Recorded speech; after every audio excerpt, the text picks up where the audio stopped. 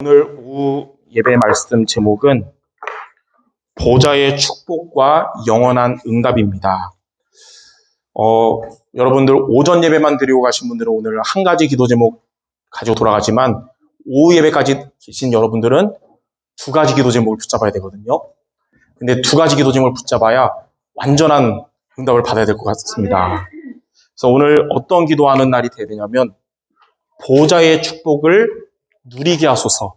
오늘 여러분 이 기도 제목을 잘 붙잡도록 말씀을 통해서 붙잡아야겠습니다. 왜냐하면 여러분이 보좌의 축복을 받고 누리는 게 영원한 응답을 받는 비밀이거든요.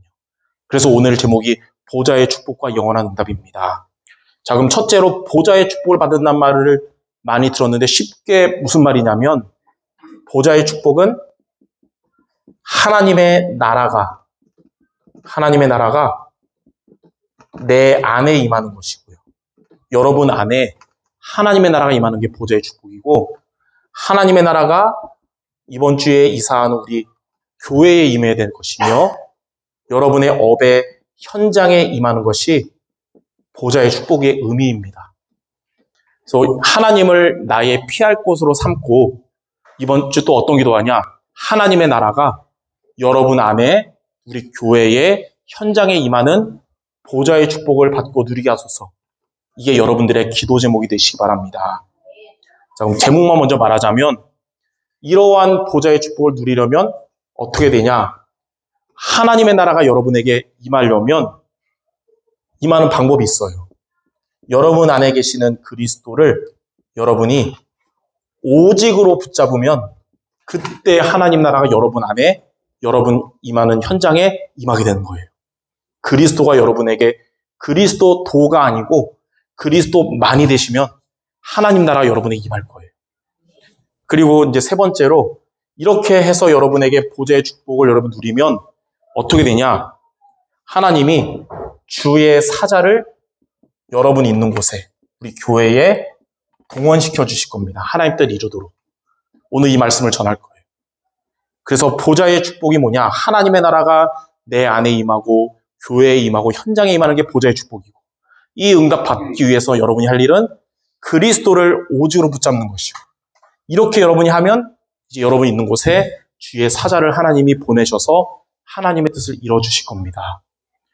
자, 오늘 말씀 다 마쳤는데 이렇게 하면 너무 그래서 성경의 근거를 여러분이 붙잡고 마음에 담아야겠습니다.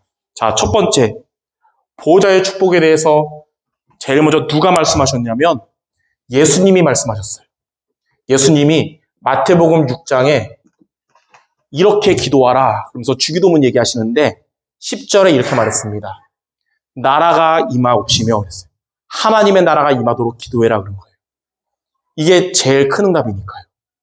그리고 마태복음 6장 33절에도 먼저 그의 나라와 그의 의를 구해라. 그러면 모든 것 더하실 거다. 우리가 무엇을 먹을지, 무엇을 마실지, 무엇을 입을지 하나님도 알고 계세요. 우리는 무슨 기도하냐? 하나님이 가장 원하시는 하나님의 나라가 임하게 없어서, 보좌의 축복이 임하게 없어서 이 기도하는 게 바로 예수님이 말씀하신 기도의 의미입니다. 여러분 이번 주도 기도할 텐데 무슨 기도해야 되냐? 하나님의 나라가 내 안에 임하게 하시고 하나님의 나라가 우리 교회에 임하게 하시고 하나님 나라가 내 가정과 업의 현장에 임하게 없어서 이게 예수님이 가르쳐 주신 기도.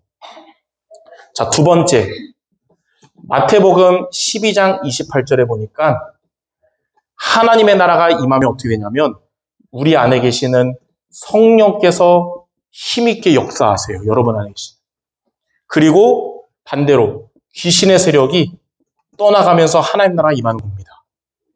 하나님 나라가 여러분 안에 임하면 여러분 안에 계신 성령으로 여러분 충만해지고 여러분의 생각, 마음 속에 있는 귀신의 세력은 떠나가요.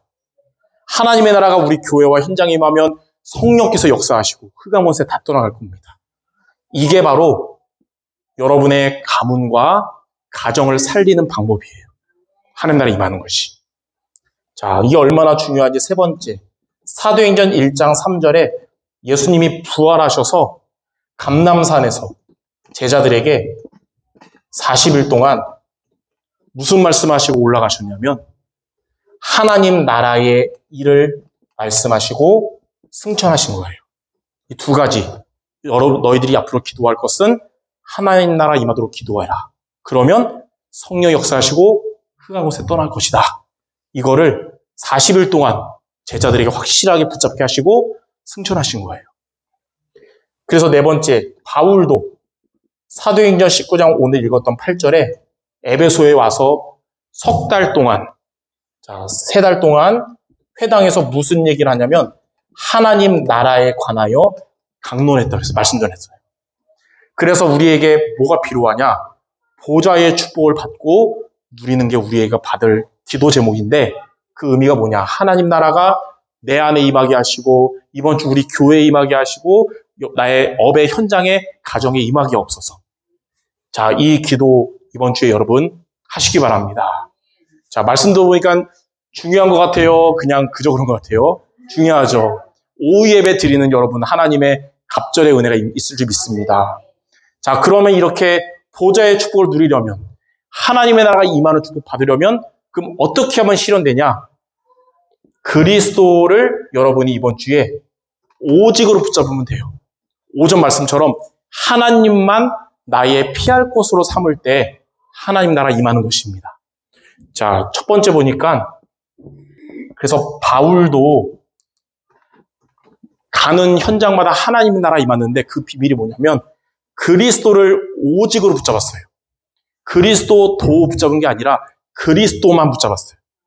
많은 말 있지만 세 가지 성경 구절이 있습니다. 첫 번째는 빌립보서 3장 8절에서 9절에 보니까 바울이 자랑할 만한 배경과 실력들을 그리스도 외에는 전부 걸림돌 된다면 배설물로 여긴다. 세상 사람들이 자랑하며 원하는 것을 나는 그리스도 외에는 배설물로 여긴다. 이렇게 그리스도를 오직으로 붙잡은 거예요. 자, 두 번째로는 고린도전서 2장 2절에 보니까 이 고린도전서는 바울이 이 고린도에 와서 전하는 거잖아요. 고린도 오기 전에 아덴에 갔었거든요. 아테네. 아테네는 철학의 도시잖아요. 철학적으로 전도했는데 잘 안 됐어요. 그래서 깨달았어요. 말 잘해야 전도하는 게 아니구나. 그리스도를 정확하게 말해야 되는구나. 고린도 와서 깨닫고 2장 2절에 내가 그리스도만 붙잡고 전하기로 작정한다. 이렇게 말한 거예요. 예. 자, 세 번째. 갈라디아서 6장 14절에는 나는 그리스도만 자랑할 것이다. 그리스도 외에는 결코 자랑할 것이 없다. 바울이 이렇게 말한 거예요. 여러분들도 이번 주에 내가 의지할 대상은 하나님밖에 없다. 만약 여러분에게 그 마음 기도가 된다면 하나님의 나라가 여러분 안에 교회와 현장에 임하게 될 줄 믿습니다. 자, 하나만 더 말하자면 사울 왕, 우리 요즘은 시편 많이 보는데 사울과 다윗의 차이점이 하나 있어요. 둘 다 하나님께 기도했어요. 사울도 하나님께 기도하고 다윗도 하나님께 기도했어요. 근데 사울은 어려울 때 하나님께 기도했는데 하나님이 사울의 기도에는 응답을 안 해줬습니다. 근데 다윗은 곤경에 처할 때마다 하나님께 기도했는데 하나님은 그때마다 다윗에게 응답 줬어요. 왜 그랬을까요? 둘 다 기도했는데 사울은 여호와, 여기 끝에가 중요해요. 여호와도 찾고 믿었지만 다윗은 여호와만 찾고 믿었기 때문에 차이가 된 겁니다. 그러니까 사울은 이제 블레셋과의 전쟁을 앞두고 여호와 하나님께 기도했어요. 근데 하나님이 그 사울의 기도에 응답 안 하니까 여호와만 찾지 않았어요. 바로 누구 찾아가냐? 신접한 여인을 찾아갑니다. 귀신 들린 여자 무당 찾아가서 죽은 사무엘을 나에게 좀 만나게 해달라 이런 식으로. 그 진짜 사무엘 아니잖아요. 그렇게 하니까 결국 전투에서 죽게 된 거예요. 그러니까 사울은 여호와도 찾고 신접한 여인도 찾고 사울에게는 누가 하나님이냐? 나한테 응답 주는 사람이 하나님이에요. 근데 다윗은 여호와만 찾고 응답이 안 와도 다른 신, 다른 사람 찾지 않고 그래도 기다리면서 여호와만 찾았어요. 그러니까 사울은 자기한테 응답 주는 자가 하나님이고 다윗은 오직 여호와만 하나님이었습니다. 여러분에게도 내 문제 해결해주는 분이 그리스도가 아니라 예수만 그리스도가 되시기 바랍니다. 그게 차이점이에요. 이렇게 그리스도를 오직으로 붙잡는 여러분들에게 하나님의 나라가 임하게 될 줄 믿습니다. 자, 그럼 마지막 세 번째. 이렇게 여러분이 그리스도를 오직으로 붙잡는 우리가 피할 곳은 오직 하나님이라고 고백하는 이번 주가 되면 하나님은 어떻게 하나님의 나라에 임하게 하시냐면 주의 사자를 동원시키셔서 하나님의 뜻을 이루어주실 거예요. 첫 번째, 출애굽기 14장 19절에 보니까 모세와 백성들이 출애굽을 해서 가는 동안 하나님만 의지하며 가는데 뭐라고 나왔냐면 주의 사자가 모세와 이스라엘 앞에서와 또 뒤에서 보호하니라 그랬어요. 주의 사자가 하나님 보내셔서 우리 앞에서와 뒤에서 보호하실 겁니다. 두 번째, 열왕기하 19장에 히스기야 왕이 아수르 군대가 쳐들어왔을 때 처음에는 여호와도 찾고 애굽도 찾고 다 찾았잖아요. 근데 이제 깨달았어요. 죽더라도 여호와만 찾아야겠다. 그리고 하나님께 기도했는데 35절의 그날 밤에 하나님이 주의 사자를 아수르에 보내서 아수르 군사 18만 5천 명을 송장으로 만들어버렸다. 이렇게 역사하신 거예요. 천사 한 명만 보내도 이렇게 흑암 다 떠나갑니다. 자, 세 번째. 다니엘 3장에 보니까 다니엘의 세 친구인 사드락, 메삭, 아벳느고 이 세 청년이 우리는 우상에게 절하지 않고 여호와 하나님만 믿겠다 결단했다가 풀무불에 들어가게 됐잖아요. 왕이 화가 나서 자존심 상하가 나서 지금보다 7배나 더 뜨겁게 해라 그런 거예요. 얼마나 뜨거운지 이 세 청년을 풀무불에 던지는 사람도 타 죽을 정도로. 근데 성경에 보니까 하나님이 역사하셔서 이 세 청년은 그 풀무불 가운데서도 머리털 하나도 타지 않고 하나님 지켜줬는데 뭐라 그러냐. 분명 3명을 던졌는데 왜 4사람이 풀무불 속에 있냐 그랬어요. 4사람 3명 말고 1명은 누구냐. 하나님이 주의 천사를 보내셔서 이렇게 역사하신 거예요. 자, 네 번째. 다니엘 6장에 보니까 또 비슷한 일이 있었어요.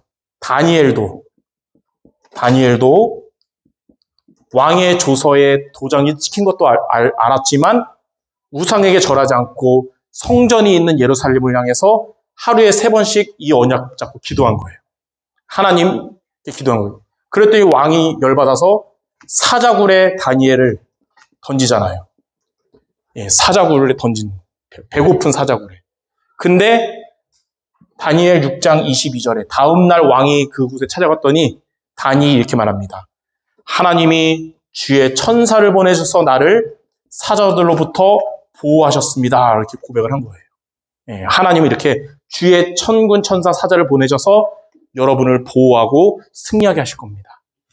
한 가지만 더 하자면 사도행전 12장에는 헤롯 왕이 초대교회를 무너뜨리려고 초대교회의 리더였던 베드로를 잡아가서 옥에 가두고 다음날 이제 사형시키면 이제 초대교회가 기독교인들이 힘을 잃지 않을까 그 계획을 짰어요.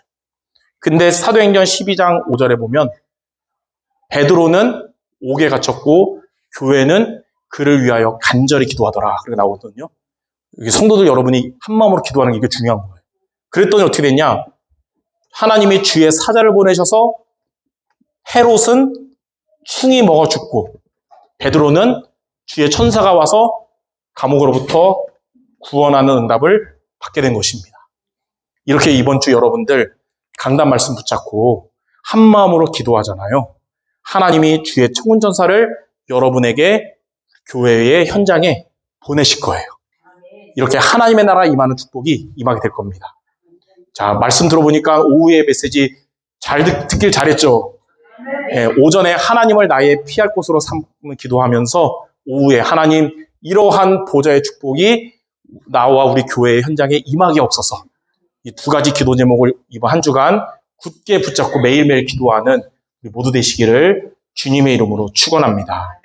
기도하겠습니다. 하나님 아버지, 보좌의 축복을 받도록 기도하는 우리 모두 되게 하여 주옵소서.